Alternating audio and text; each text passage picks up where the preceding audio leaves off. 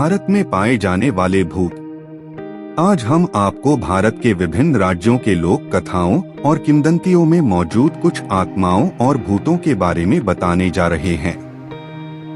इन भूतों की कहानी अलग अलग राज्यों में बहुत ज्यादा प्रचलित है और बड़े बुजुर्ग लोग इन्हें सच मानते हैं और अपने से छोटों को भी इनकी कहानी सुनाते हैं।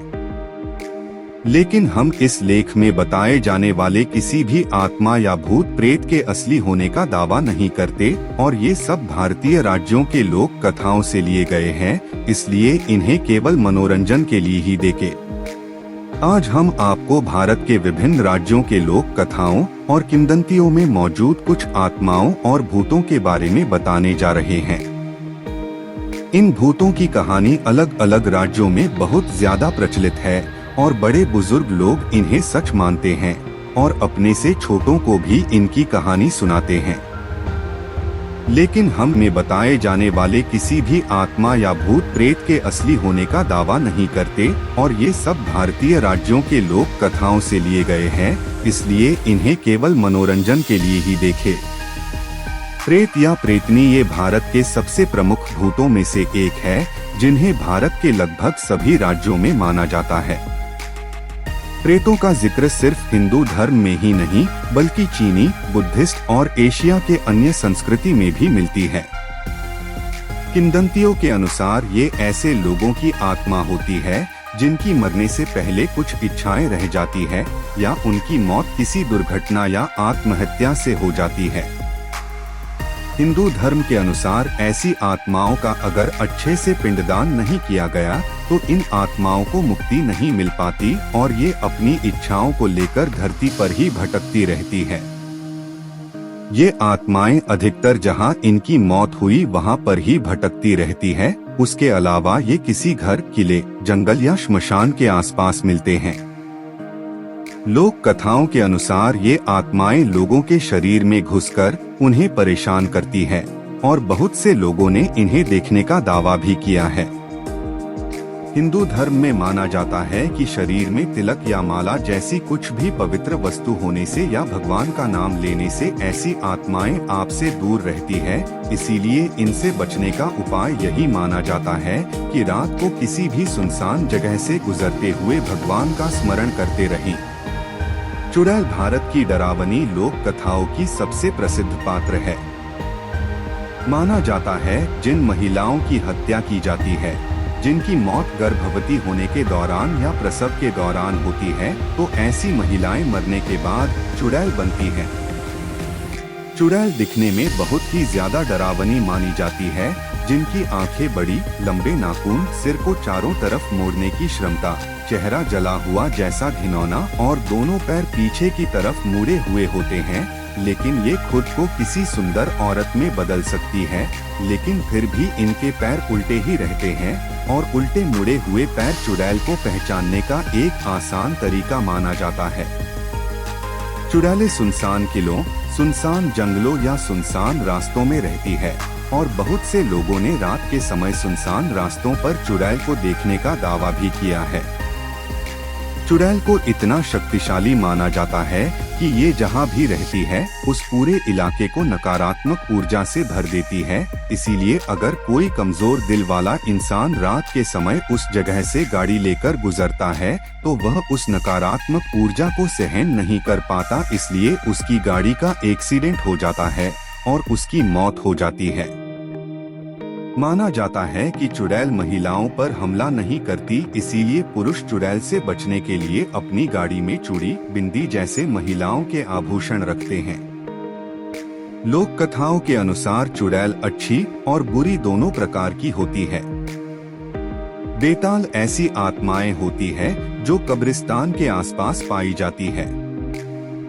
बेताल अपनी मर्जी के अनुसार कब्र में मौजूद लाशों में घुस कर रहती है और कुछ दिनों बाद रहने के लिए नया लाश ढूंढती है।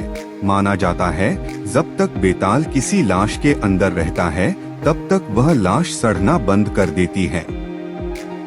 बेताल रात के समय कब्रिस्तान से गुजरने वाले लोगों को अपने होने का एहसास दिलाता है, उन्हें परेशान करता है, उन्हें पागल कर सकता है और उनकी जान भी ले सकता है। लेकिन ये आसपास के गांव की रक्षा भी करता है। हिंदू लोक कथाओं में बेताल को भगवान शिवजी के अवतार भैरव का रूप माना गया है, इसीलिए बेताल को सभी तरह के भूत पिशाचों में सर्वश्रेष्ठ माना गया है। गोवा तथा महाराष्ट्र के कुछ इलाकों में बेताल को पूजा भी जाता है, इसलिए वहां बेतल टेम्पल भी बनाए गए हैं। बाघ असम के लोक कथाओं में माने जाने वाला राक्षस या भूत है, जो झील या तालाबों के आसपास ही रहता है। लोक कथाओं के अनुसार बाघ का पसंदीदा खाना मछली है और ये इंसानों से दूरी बनाकर ही रहता है, लेकिन अगर कोई इंसान इसे नुकसान पहुंचाने की कोशिश करता था या इसे डराता था तो ये उनकी जान ले लेता था और उसकी लाश को पानी की गहराई में छिपा देता था। बाघ के शिकार अधिकतर मछुआरे लोग ही बनते थे और कहा जाता है इंसान को मारने के बाद ये उसका रूप ले लेता था और उस व्यक्ति के परिवार के साथ रहने लगता था। बाघ के पास एक थैली होती है जिसके अंदर माना जाता है उसकी सारी शक्ति होती है, और जो भी इंसान उस थैली को उससे छीन लेता है बाघ पूरी तरह उस व्यक्ति के वश में हो जाता है और किसी जिन की तरह ही उस व्यक्ति की सारी बातें मानता है। चेडिपे गोदावरी के आसपास के इलाकों में सुनाई जाने वाली लोक कथा का पात्र है। चेडिपे का मतलब वेश्या, प्रोस्टिट्यूट होता है, यानी वेश्याएं मरने के बाद चेडिपे बनती है। माना जाता है कि चेडिपे रात के समय नग्न अवस्था में लोगों के घरों में घुसती है और अपने जादू से घर के सभी सदस्यों को गहरी नींद में सुला देती है और फिर घर के सबसे मजबूत मर्द के पैर के अंगूठे से खून पीती है। अगले दिन उस मर्द को पूरे दिन थकान महसूस होता है और अगर वह व्यक्ति अपने चोट का पता लगा लेता है और उसका इलाज कर लेता है तो चेडिपे अगली रात उसके घर नहीं आती। लेकिन कुछ और किंवदंतियों के अनुसार अगर चेडिपे को उस व्यक्ति का खून पसंद आता है तो वह रोज रात को तब तक उसका खून पीने आती है जब तक उस व्यक्ति की मौत नहीं हो जाती। माना जाता है कि चेडिपे खुद को बाघ के रूप में भी बदल सकती है, लेकिन उसका एक पैर इंसान का ही रह जाता है।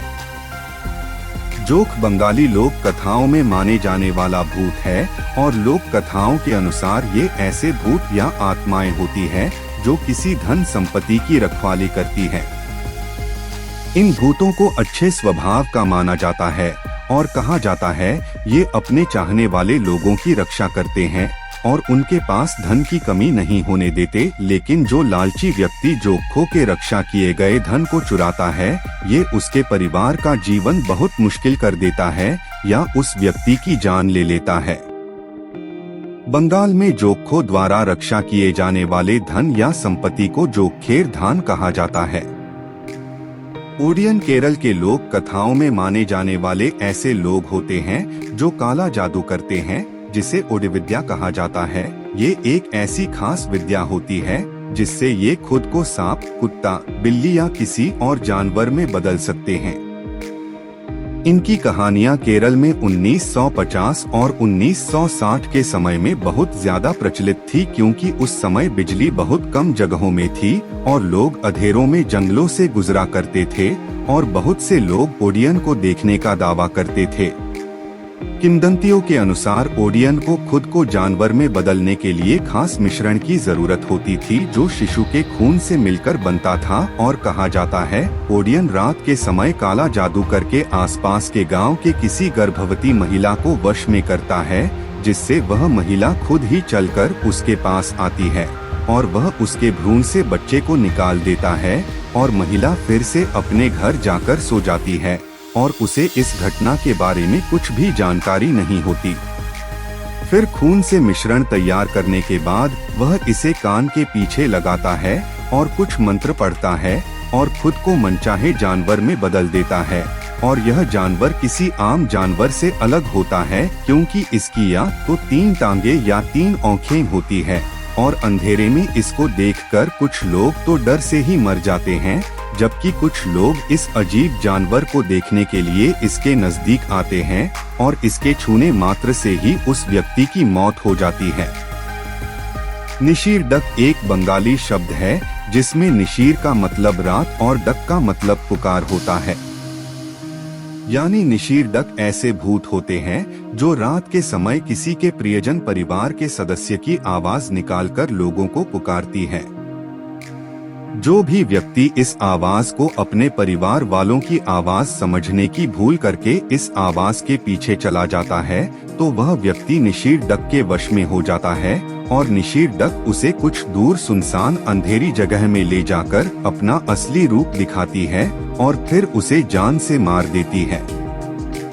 माना जाता है कि निशीर ज्यादातर अमावस्या के रात ही आती है और लोगों के घर के दरवाजे के बाहर से परिवार के किसी सदस्य की आवाज निकालकर दरवाजा खोलने के लिए कहती है और अगर कोई उसके इस छलावे में पड़कर दरवाजा खोलने जाता है जो वह उसके वश में हो जाता है। लोक कथाओं के अनुसार निशीर्डक सिर्फ 2 ही बार आवाज लगाती है और व्यक्ति अगर 2 बार पुकार के बाद भी नहीं आता तो वह किसी दूसरे को शिकार बनाने के लिए चली जाती है। इसीलिए कहा जाता है कि रात को अगर कोई आपको दूर से आवाज लगाता है या आपसे मदद मांगता है तो आपको उसके 2 से ज्यादा बार कहने तक रुकना चाहिए।